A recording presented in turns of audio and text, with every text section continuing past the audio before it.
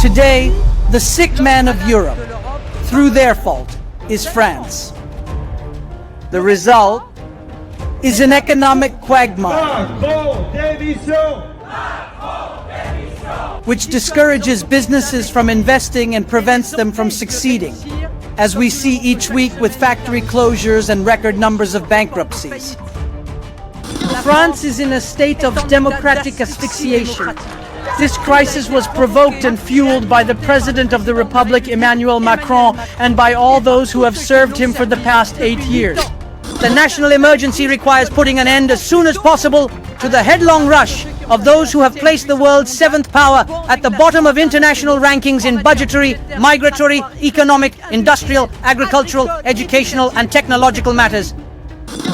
Our duty today is to forcefully demand a change of government as quickly as possible, because the situation is urgent. Our duty is finally to propose a path of recovery to the millions of French people who look upon their country with anger and sometimes despair. France and the French are in a state of democratic distress. It is our duty to restore to them their hope, their confidence, and their pride. And we are fully prepared for it. The assessment is undeniable. France is already the most heavily taxed country in the world, with compulsory levies that each year amount to nearly 45% of GDP. Employees, businesses, and households are today deprived of the oxygen that would allow them, through investment and consumption, to contribute to growth and national prosperity. There are tens of billions in annual and structural savings, that is, lasting savings to be achieved without robbing businesses, employees, or retirees. These are the four taboos that must be broken for France to recover. Immigration first. For years, public and private reports have been piling up, estimating the expenses linked to our migration policy at several tens of billions of euros. Low-skilled or unskilled, of whom only 10% work, yet who must be housed, educated, trained, cared for, and for many, financially supported. This is the money we must go after, not that of the French. Second taboo, toxic public spending. We also demanded an end to the pouring of public money into intermittent solar and wind energy, with 6 billion paid this year and 8 billion planned for next year. This is the money we need to go after, not that of the French. Third taboo, our contribution to the European Union. In 8 years, France's net contribution has been multiplied by more than 3, exceeding 10 billion euros. And they still want to increase our payment to Brussels by 6 billion in 2026 and another 3 billion in 2027. But no one has seriously considered the possibility of suspending this increase, even in the face of the betrayals and failures of Mrs. von der Leyen, from Mercosur to the Cellular Trade Agreement. No one has thought of using this lever to, in one move, straighten out our accounts and reaffirm our sovereignty. Europeanism has become a true religion. Woe to anyone who dares to blaspheme by questioning the rationality, the seriousness, and the results of Mrs. von der Leyen's commission. This is the money we must go after, not that of the French. Fourth and final taboo, the fight against fraud. VAT fraud, social fraud, collusion, import fraud, particularly in food products, and various frauds committed by financial actors, sometimes even committed with the complicity of the Ministry of Economics, as with the Cum-Cum tax. For 8 years on this subject, absolutely nothing has been accomplished. Absolutely no determined political will has been shown. Even though what our country needs is a true FBI for the fight against fraud to put an end to this organized theft. This is the money we must go after, not that of the French.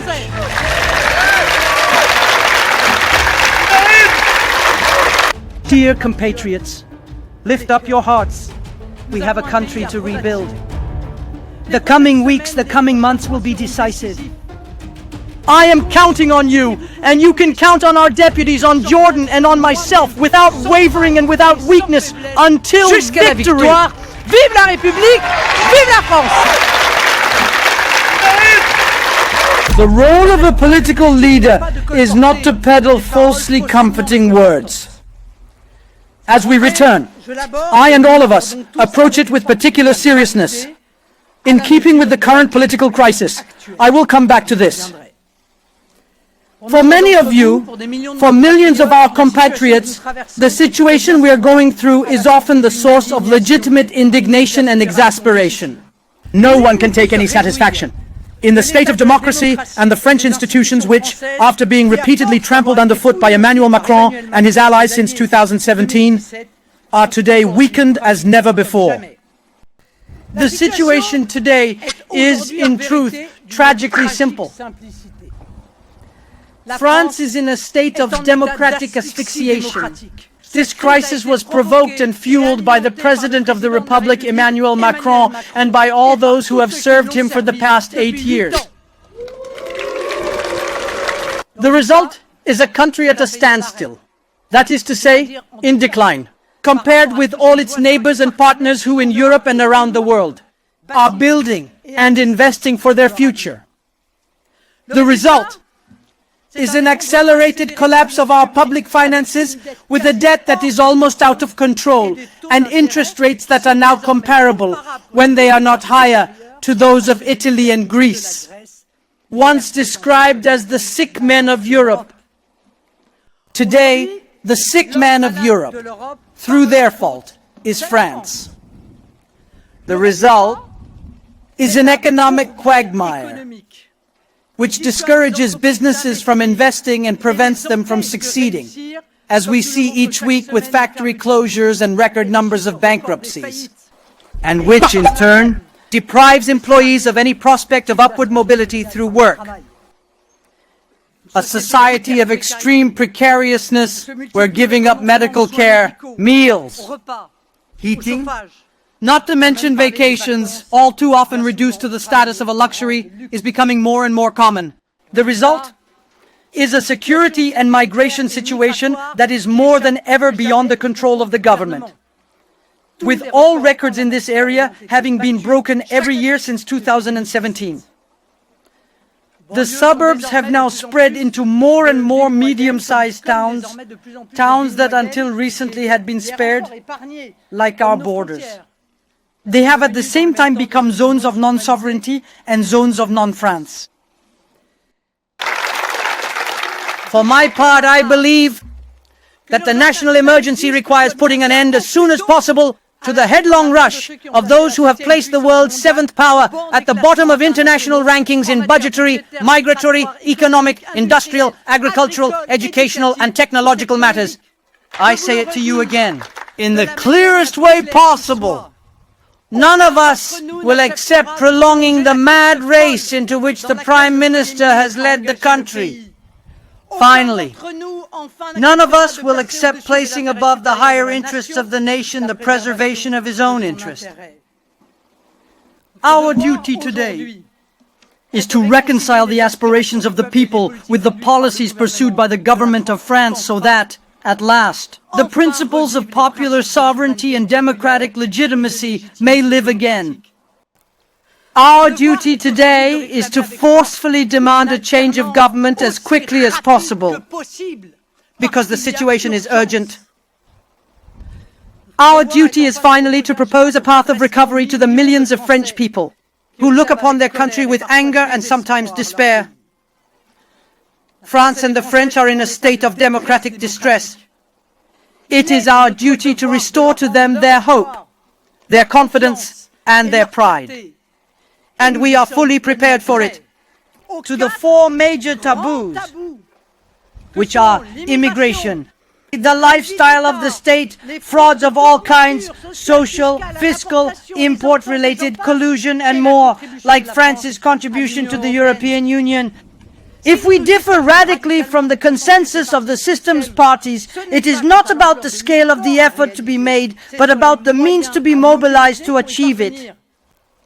And precisely, Within the four taboos I have just mentioned, there are tens of billions in annual and structural savings, that is, lasting savings to be achieved without robbing businesses, employees or retirees. This would be the priority of a responsible government, concerned with the proper use of public funds. A government which, unlike our current leaders, would not have created in 8 years as much public debt as in the past 50 years. For the assessment is undeniable. France is already the most heavily taxed country in the world, with compulsory levies that each year amount to nearly 45% of GDP. Employees, businesses and households are today deprived of the oxygen that would allow them, through investment and consumption, to contribute to growth and national prosperity. The cost of essentials, housing, energy, food, health, mutual insurance has furthermore exploded over the past decades with a spectacular acceleration since 2017. These are the four taboos that must be broken for France to recover. Immigration first. For years, public and private reports have been piling up, estimating the expenses linked to our migration policy at several tens of billions of euros. During the year 2022, we had precisely calculated the impact of our political choices. For example, the choice to set minimum work duration requirements before accessing certain benefits. Well, even back then, it amounted to 20 billion euros in annual savings. And I am not even talking about the GDP losses linked to the arrival on our soil each year of 500,000 foreigners. The ego, low-skilled or unskilled, of whom only 10% work, yet who must be housed, educated, trained, cared for, and for many, financially supported. This is the money we must go after, not that of the French.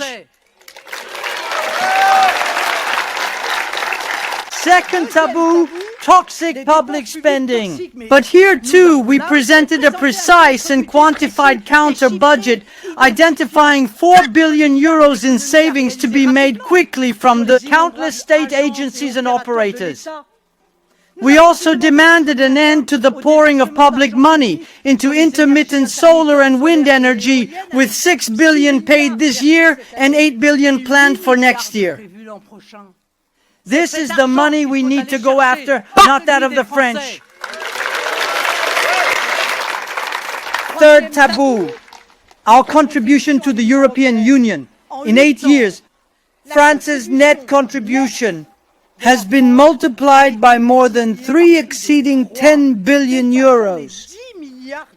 And they still want to increase our payment to Brussels by 6 billion in 2026 and another 3 billion in 2027. But no one has seriously considered the possibility of suspending this increase, even in the face of the betrayals and failures of Mrs. von der Leyen, from Mercosur to the Celera trade agreement, concluded during the summer with the United States. No one has thought of using this lever to, in one move, straighten out our accounts and reaffirm our sovereignty. Europeanism has become a true religion. Woe to anyone who dares to blaspheme by questioning the rationality, the seriousness and the results of Mrs. von der Leyen's Commission. This is the money we must go after, not that of the French. Fourth and final taboo, the fight against fraud. Here too, we have presented a documented and quantified plan allowing the recovery of more than 15 billion euros each year by finally sanctioning undeclared work. VAT fraud, social fraud, collusion, import fraud, particularly in food products, and various frauds committed by financial actors, sometimes even committed with the complicity of the Ministry of Economics, as with the Cum-Cum tax. For 8 years on this subject, absolutely nothing has been accomplished. Absolutely no determined political will has been shown. Even though what our country needs is a true FBI for the fight against fraud to put an end to this organized theft. This is the money we must go after, not that of the French. But dear compatriots, more than ever, may France, its people and its freedom be our compass. In the weeks and months ahead, this will be the key tomorrow to our greatest victories. Let us keep our eyes fixed on the future and on our immense possibilities. Dear compatriots, lift up your hearts. We have a country to rebuild. The coming weeks, the coming months will be decisive. I am counting on you, and you can count on our deputies, on Jordan and on myself, without wavering and without weakness, until victory. Vive la République, vive la France!